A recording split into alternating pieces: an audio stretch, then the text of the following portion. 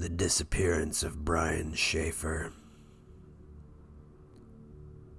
Brian Randall Shaffer, a medical student at Ohio State University, vanished without a trace in the early hours of April 1st, 2006. His case remains one of the most baffling missing persons cases in modern history. Despite extensive investigations, multiple theories, and continuous speculation, no concrete evidence has surfaced to explain his disappearance. Brian Shaffer was born on February 25, 1979, and raised in Pinkerton, Ohio, a suburb of Columbus. He was the elder son of Randy and Renee Shaffer. After graduating from high school in 1997, he attended Ohio State University, where he earned a degree in microbiology. In 2004, he began medical school at OSU's College of Medicine. Those who knew him described him as intelligent, charismatic, and ambitious. Despite his rigorous medical school schedule, Brian had dreams beyond the medical field. He was an avid fan of tropical destinations and admired the music and lifestyle of Jimmy Buffett, expressing interest in starting a band. At the time of his disappearance, Brian was in a serious relationship with Alexis Wagoner, another medical student. Many believed he was planning to propose to her during their upcoming spring break trip to Miami. However, 2006 brought tragedy when Brian's mother passed away. While he appeared to be coping, those close to him sensed he was deeply affected by her death. This emotional backdrop would later play a role in some of the theories regarding his disappearance. On the evening of March 31st, 2006, Brian and his father had dinner together to celebrate the beginning of spring break. Randy noted that Brian seemed exhausted from studying but did not voice concerns when Brian later decided to go out with his friend William Clint Florence. At 9 p.m., Brian and Clint began their night at the Ugly Tuna Saloona, a bar in the South Campus Gateway area. Throughout the night, they visited several other bars, taking shots of alcohol at each stop. Around midnight, they met Meredith Reed, a friend of Clint's, who gave them a ride back to the Ugly Tuna Saloona for one last drink. At some point, Brian separated from his friends, and security footage captured him talking to two women outside the bar at around 1:55 a.m. before walking out of the camera's view. This was the last known sighting of Brian Shaffer.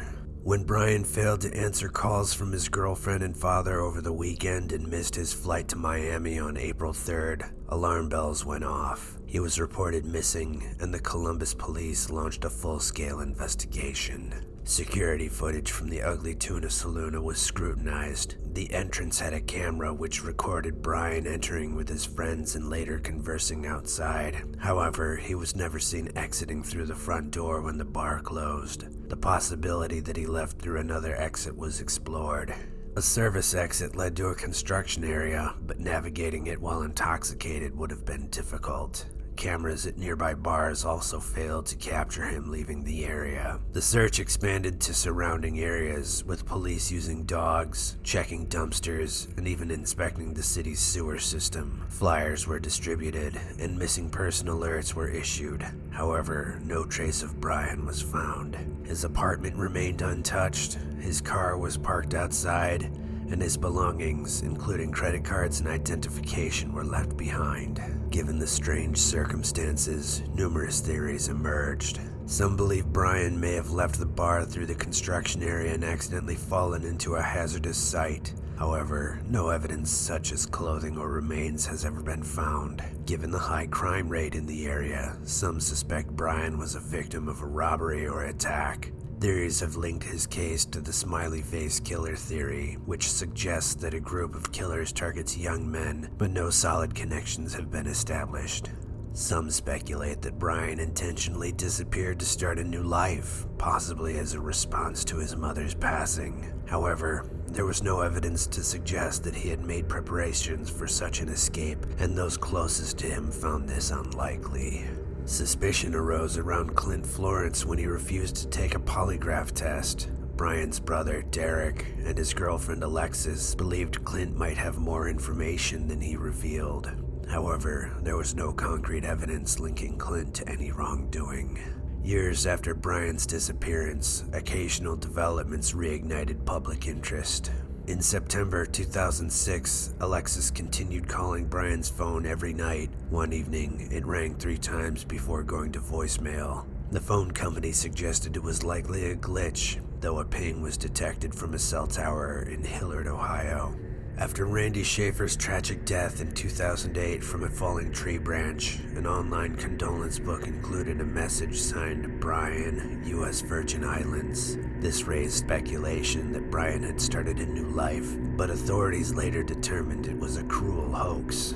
Over the years, various alleged sightings emerged, including one in Sweden and another of a homeless man in Mexico. None of these led to any conclusive evidence. In 2021, authorities released an age-progressed image of what Brian might look like at 42, hoping for new leads. However, no breakthroughs occurred. Brian Shaffer's case has remained one of the most perplexing unsolved disappearances. His family and friends have endured years of unanswered questions and heartbreak. His father, before his passing, worked alongside other families of missing persons to improve search protocols in Ohio. As a result, new legislation was passed to standardize procedures for missing adult cases. The case also serves as a reminder of the limitations of security surveillance. Despite multiple cameras in the area, none captured Brian's definitive exit, leaving a void in the investigation that persists to this day. The disappearance of Brian Shaffer continues to haunt investigators and the public alike. Whether he met with foul play, suffered a tragic accident, or chose to disappear voluntarily, the truth remains elusive. As time goes on, those who knew him hope for closure, whether it comes in the form of answers or, someday, the return of Brian himself. Until then, his case remains one of the greatest unsolved mysteries of the 21st century. The murder of the Mills family. Jeannie Mills, her husband Al, and her children joined the People's Temple in 1969. As Deanna and Elmer Myrtle, Jeannie served as head of the temple's publications office while Al was their official photographer. The couple left the temple with their 5 children in 1979 after Jones beat their daughter Linda 70 times with a paddle for a minor infraction. The family legally changed their names to void the power of attorney they had earlier given Jones. After her defection, Mills published a memoir, 6 Years with God, Life Inside Reverend Jim Jones' People's Temple, and established the Berkeley Human Freedom Center with her husband. She later co-founded the Concerned Relatives of People's Temple Members, a support group for temple defectors and their families. The Concerned Relatives eventually persuaded U.S. Representative Leo Ryan to undertake a fact-finding mission to the temple's Jonestown settlement in Guyana, which ultimately led to Ryan's murder and the mass murder-suicide at Jonestown on November 18, 1978. After the killings, the Mills family initially holed up with other defectors in the protective custody of a police SWAT team, but eventually decided to resume normal life. Mills, along with her husband Al and their 15-year-old daughter Daphne, were murdered execution-style inside their home in Berkeley, California on February 26, 1980, just over a year after the Jonestown massacre. Their 17-year-old son Eddie was home at the time, but was left unharmed. There was no forced entry, and burglary was quickly ruled out as a motive. Eddie claimed he was unaware that the killings had taken place, even though police found gunshot residue on his hands. The Mills murders raised the fear that temple hit squads, former members out to avenge the Jonestown deaths, were involved. The theory was never substantiated. With no leads, the investigation was eventually shelved and the case went cold. In 2005, police re-interviewed several surviving members of the Mills family. On December 3, 2005, 43-year-old Eddie Mills was arrested at San Francisco International Airport after returning to the U.S. for the first time in several years. However, the Alameda County District Attorney's Office declined to file charges, citing a lack of evidence. Eddie Mills returned to Japan, where he lives with his wife and 2 children. The Mills murders remain unsolved. The disappearance of Luke Durbin. Luke Durbin was a young man with a promising future who mysteriously disappeared in the early hours of May 12, 2006, in Ipswich, Suffolk. His case remains one of the most perplexing missing person investigations in the United Kingdom. Despite various leads, reported sightings, and police efforts, the circumstances surrounding his disappearance continue to baffle investigators and leave his family searching for answers. Luke Durbin was born on December 4th, 1986, and lived in Hollesley, Suffolk with his mother Nikki and sister Alicia. He shared a close relationship with them and was described as an easygoing and affectionate young man. His love for music led him to enroll in a music technology course at a college in Colchester, Essex. However, the long commute proved to be a challenge, and he eventually dropped out after a year. Following this, Durbin worked various jobs over the next year before securing employment at a greengrocer in Aldeburgh, just 6 weeks before his disappearance. Known for his thoughtfulness, he would often bring groceries home to cook for his mother and sister. His sudden disappearance was completely out of character, as he always maintained communication with his family regarding his whereabouts. On the night of May 11th, 2006, Luke planned to spend time with friends, including his longtime friend Alex, who had returned from London for the weekend. Luke rode his motorbike to Alex's home in Woodbridge, where he left his wallet, keys, phone, and a change of clothes before heading out. He was dressed in a black and gray long-sleeved collared shirt, a reversible plum gray sweatshirt, faded denim jeans with a motif on the thigh, and brown suede shoes. After having some drinks at a local pub, Luke, Alex, and another friend, Zach, took a taxi to Ipswich to visit Zest nightclub. However, Alex left early, leaving Luke and Zach at the club. The two eventually got separated when Zach went to buy drinks, and Luke was left alone. At approximately 2 to 3 a.m., Luke was spotted at Ipswich train station, about a 5-minute walk from the Zest nightclub. When he learned that no trains were running at that hour, he proceeded to hawk express cabs at around 3:45 a.m., where he attempted to arrange a taxi home. However, since he had left his wallet at Alex's house, he was unable to pay for a ride.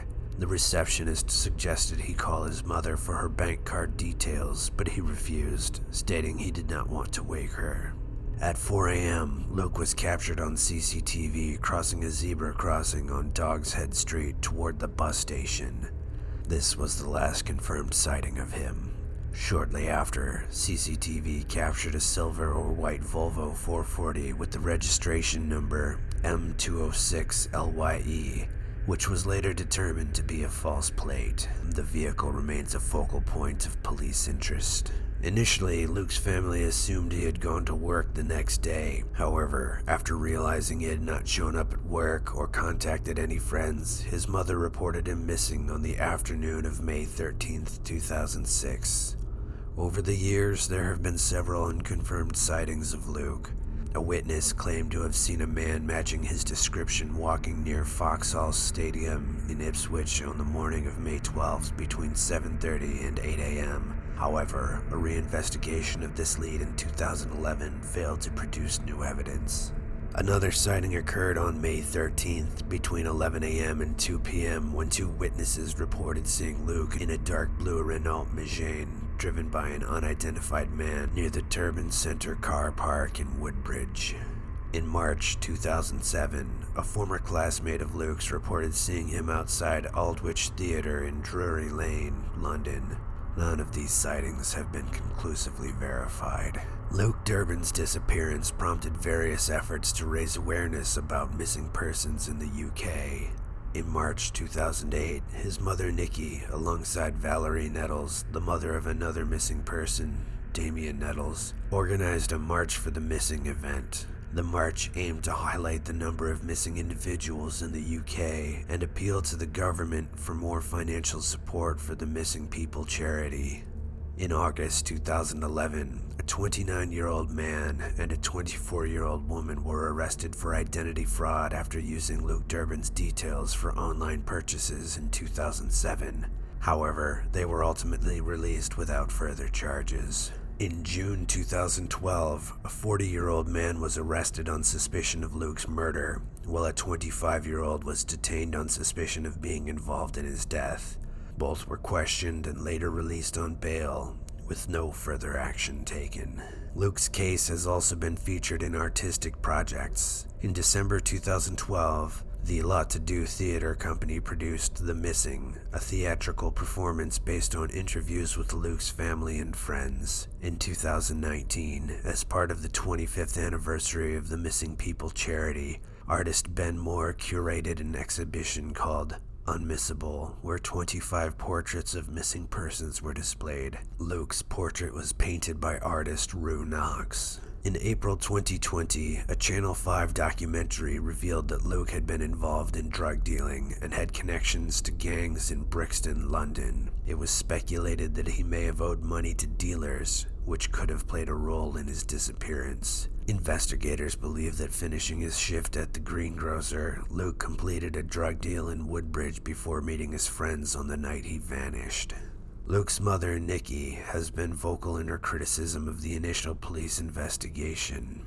She believes that law enforcement did not take the case seriously enough in its early stages, resulting in significant mistakes and missed opportunities. She contends that had authorities treated the case as a potential murder investigation sooner, they might have been able to gather crucial evidence. In response to these criticisms, the Suffolk Police conducted a review of the case in 2010. Following this review, the investigation was reclassified as a murder inquiry and referred to the Major Investigations Team.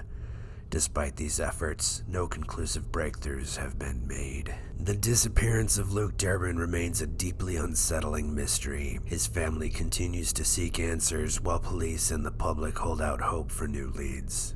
Despite the unconfirmed sightings, arrests, and reclassification of the case as a murder inquiry, Luke's fate remains unknown. His mother's persistent advocacy has helped shine a light on the importance of immediate and thorough investigations in missing person cases. Until definitive evidence emerges, the question of what happened to Luke Durbin remains unanswered, leaving his family and community in a state of perpetual uncertainty. Some people disappear without a trace, as if the hand of some eldritch thing reached out from the shadows and took them. Some, no doubt, met a terrible end at the hands of their fellow man. Others still came by their fate by their own hand. Whatever the case, if you have any knowledge of the fate of any of the aforementioned cases, reach out to the relevant authorities so that the families of the missing might find some closure. Like and subscribe if you've enjoyed this narration. Expedition Mystery, signing off.